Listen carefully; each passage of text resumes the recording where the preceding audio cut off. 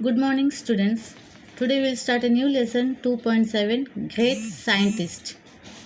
Great scientists are persevering and never deterred by difficulties. Persevering means the action and they keep on doing their work. Okay, they don't stop if any difficulty comes or if they take time to achieve any success. यानी अगर किसी चीज़ को success मिलने में अगर उनको वक्त लगता है तो भी वो इससे निराश नहीं होते, वो अपने काम को आगे चलाते रहते till they get the success.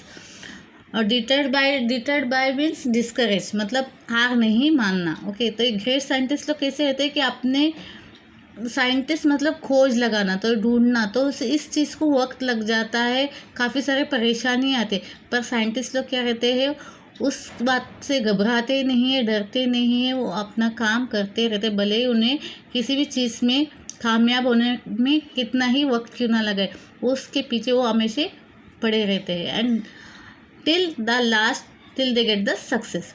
Now let's see, Michael Faraday is regarded as one of the most distinguished scientists and inventor of modern times, and his work on electricity is still a subject of study in the form of Faraday's laws, but few know his inspirational life story, which is all about courage and fighting against the odds.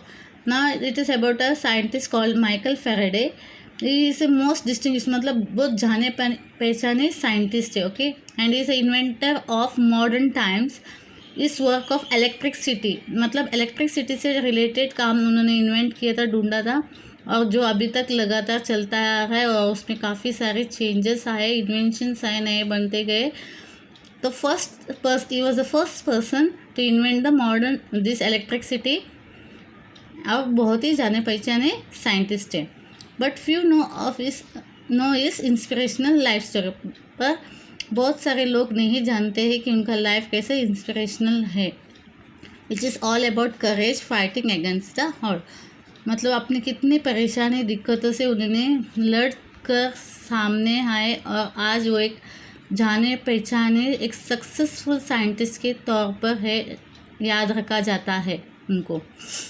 Michael Faraday was born into a poverty-stricken family in a dirty London suburb.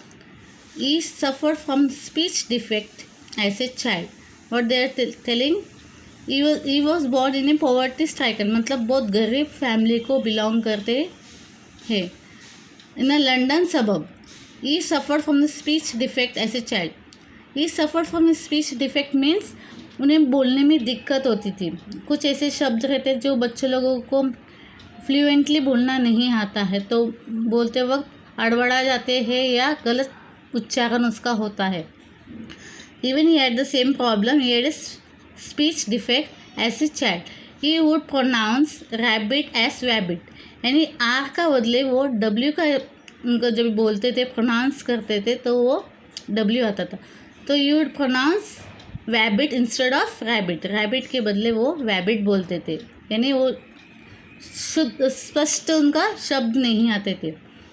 He could not even से his own name and could also call himself Faraday, यानी वो are एक उनको pronounce करना नहीं आता था, जिसकी वजह से आर के बदले उनका नाम में भी वो फेराडे के बदले फेराडे बोलते थे। Other children laughed at him and teachers did not help him either. When he was 12, his mother was forced to take him out of the school, thus putting an end to his formal education. Okay, they were so poor that he can't continue. He was not able to continue his education. उसके mummy को उन्हें जब he was at the age of 12, उनको ज़बरन बच्चे को school से निकालना पड़ा, क्योंकि स्कूल का फीस नहीं भर पाते थे, बहुत गरीबी थी, हालत उनके बहुत ही बुरे थे। Even as a speech defect, जिसकी वजह से बच्चे उसके साथ ही जो स्कूल के बच्चे उसके पर हंसते थे और टीचर्स ने भी ज़्यादा ध्यान उस पर कभी दिया नहीं। Okay, at 13 however he started working with the book binder, binding hundreds of books during the day and staying up all night to read them. What he was doing? He was working at the age of 13. 13 साल में वो काम करने लगे. What he was doing? He was book binding. He used to use book binding. तो वो book binding करते थे. All the day he used to bind the books. Hundreds of books he used to bind during the day. And रात को बैठते थे वो क्या करते थे, किताबों को पढ़ते थे. Because he loved reading the books.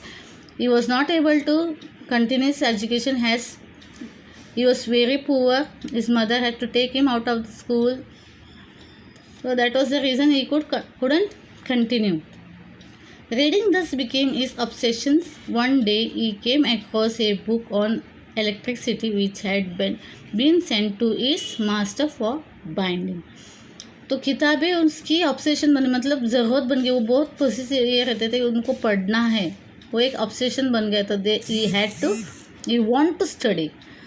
One day क्या हुआ, एक दिन इलेक्ट्रिसिटी के ऊपर किताब आया उसके पास for binding to his master के पास आया था. And he used to do, he started reading it and was completely hooked. That was his first introduction to the subject of electricity, which soon became a lifelong fascination. Okay, hooked means enjoyed something so much that you were unable to stop doing it. वो इतना पसंद किए उन्होंने, he loved the book so much that he could not stop him from reading that book. उनको electricity से इसने मतलब ये ऐसा लगा, उस शब्द उस चीज़ को जानने में इतनी ये उत्सुकता, इतनी लगाव था कि वो अपने आप को रोक नहीं पाते थे किताब को पढ़ने से. Faraday was still poor at 21.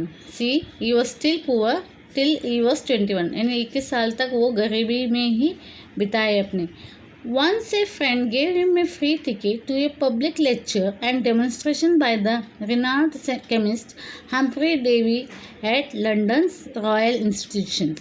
One day his friend, what he gave a free ticket of a public lecture which was demonstrated by a renowned chemist. एक केमिस्ट से जिसका नाम है हम्फ्री डेवी करके, एट लंडन रॉयल इंस्टीट्यूशन. उसको free उनके दोस्त को क्या मिला था, एक फ्री टिकट मिला था. और वो फ्री टिकट उन्होंने फैराडे को दिया, क्योंकि फैराडे को बहुत इससे इन्वेंशन से ऐसे सब चीज़ों से काफ़ी लगाव था, साइंस से. तो उनको दे देता है ताकि वो कुछ और जानकारी हासिल कर सके. Davis' work on chemicals and electrical lighting was the subject of conversation among the scientists. What was the topic? Work related to chemicals and the electrical lighting. This was the topic for the conversations. Let's see further.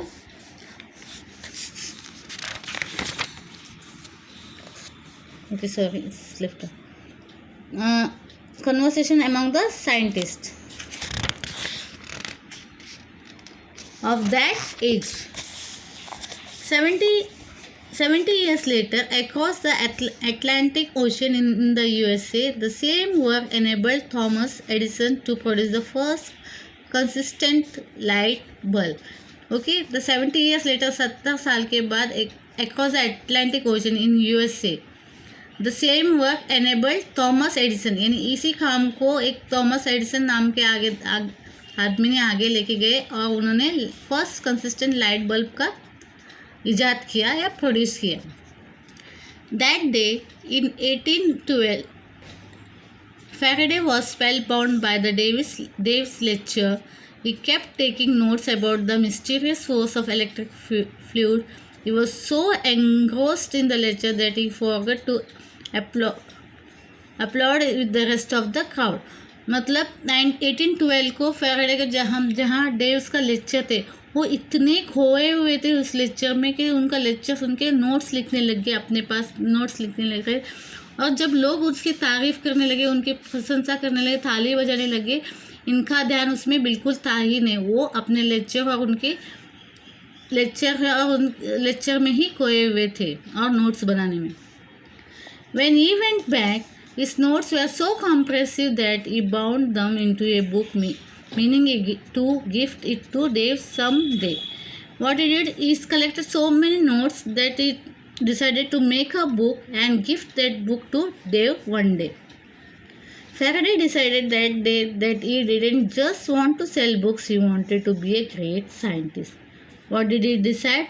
He decided he just don't want to sell the books. Right in the beginning, he was selling the books because he was a very poor person. He didn't have enough money to studies and all, and so he was working and he was selling the books. So what he decided, he will not keep on selling the books, but he will be a great scientist.